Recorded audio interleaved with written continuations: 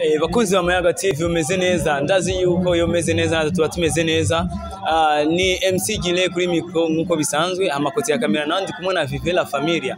Okay, ubu rero turaca kuri stade ni muri anuze nyene, ni muri ya campagne nyene turimo. Okay, ndabona ari ishiramwe ngaho ko badanaza ibintu vy'amalowe n'ibiki. Reka ko tubabaze hama tumenya baribo ndakuramukije. Bagize mwiriwe.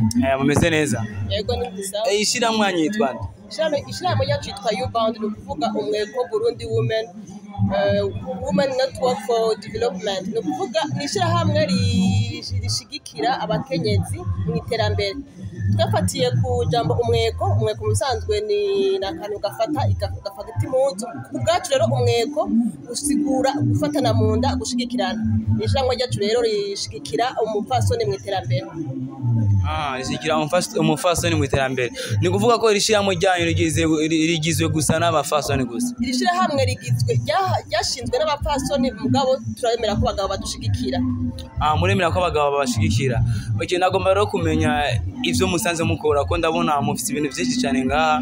Dushaka rero kumenya ivyo musanze mukora. Ishirahamwe U-Bound gikorwa cyambere umugambi mu nyamukuru turiko no mugambi wo gushigikira abigeme b'incabwenge batishoboye. Muri ico gihe turabarihira amahera y'ishure, tukabarihira ibikoresho by'ishure, tukanabaha n'ibindi byose byankenerwa byo mu buzima kugira ngo uyo mwigeme w'incabwenge ntahombere muhira, ntabure ingira shikaho yaratetezo gushika kuko abafite impara yo kubaciye ubwenge.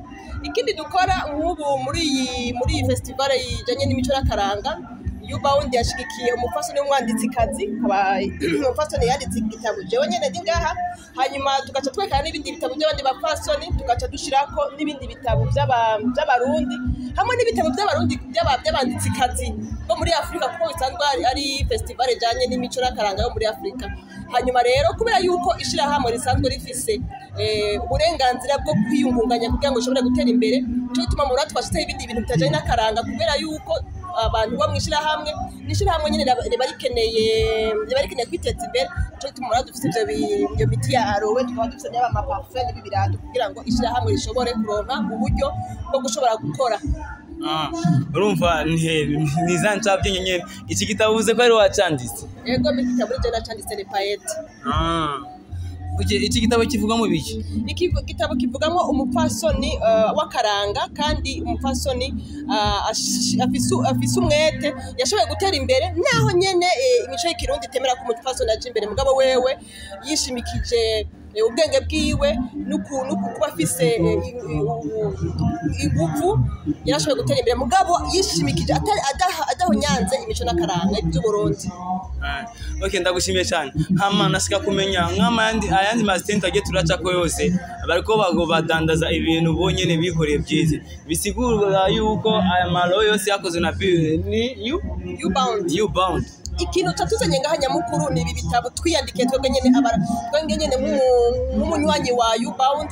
Igitabo niyandikiye nico cyatuzanye ngaha, ngacashiramo n'ibitabo by'abandi. Ibi bindi nabyo yuko ari utuntu two ku ruhande tudufasha gutera imbere, ariko icyatuzanye nyamukuru ni ibi bitabo. Harimo igitabo jewe umunywanyi wa U-Bound nanditse, bikaba rero byinjira mu mico n'akaranga, ariyo festival y'uno munsi. Okay, bisigura neza yuko ibitabo ariko gusa nkuko ndabibona menga muri avanze n'ibindi. Festival y'uno munsi y'imico n'akaranga ni festival ijanye n'imico n'akaranga ya Afrika. Ishimikiro rya mbere no gushigikira umwanditsikazi w'umurundikazi ari we jewe wa mbere ndi ngaha, cyo gituma mwana ashizemo n'ibitabo by'abandi barundikazi banditse, hanyuma ndashiramo n'ibitabo by'abarundi banditse kugira ngo abantu baza gucanga bazi kumenya ko abarundi bandika. Ndanashiramo n'ibitabo by'abapfasoni b'abanyafrika, kuko ishimikiro akaranga muri Afrika. Okay, ndagushimiye cyane, twavonye byinshi ndibaza kandi ndiko ndaraba hirya no hino. Nagomba rero tuje muri izi aloe tubona ngaha. Ndabona iyi aloe ya mbere ifasha iki? Iyi aloe ifasha ku bantu bafite ingorane z'amenyo, irabafasha mu gukira bafite utugande tuto two mu kanwa. igurwa ngahe? 18,000. 18,000. Okay.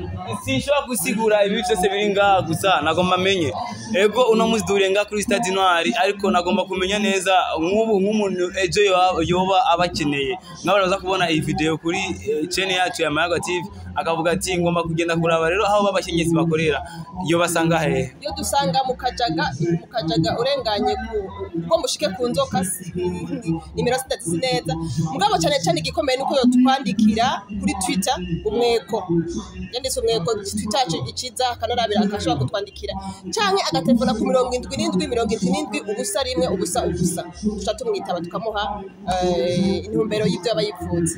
Ego ni vyishimo nangere gukorana namwe ndabashimiye cyane. Murakoze cyane namwebwe. Akajambo kamwe ku bakunzi binuzenya yanyu hamwe n'abakunzi ba Mayaga TV.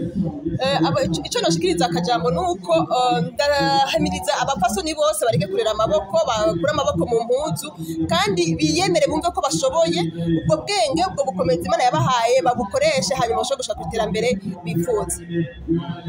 Bakunzi ba Mayaga TV nkuko mubibona twari turavugana n'abakenyezi bafashe baja hamwe kugira ngo bafate ujya mu kenyezi w'incabwenge kugira ngo nawe nyene nagume ari muhira kandi afise Imana. Mwumvise byinshi yuko barandika n'ibitabo bari ngaha kugira ngo ba presente ibitabo bonyene biyandikiye ubwite hamaze bashiramo n'utundi tuntu nkuko mwabibonye hama mumaze kumva address yawo aho mushobora kubasanga. Turabashimiye cyane rero kandi ndanabashimiye cyane kukungene mukora ibintu byiza cyane kumva ko mufise umutima wo kugira inuzenya mugomba gufasha abandi mu bakure muri bitanye biriya. Ndabashimiye cyane.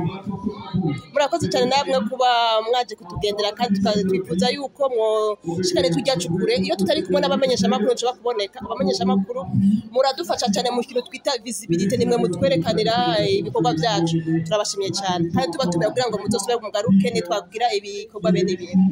Tuzogaruka no mu Kajaga tuzoza. Sasa murakoze.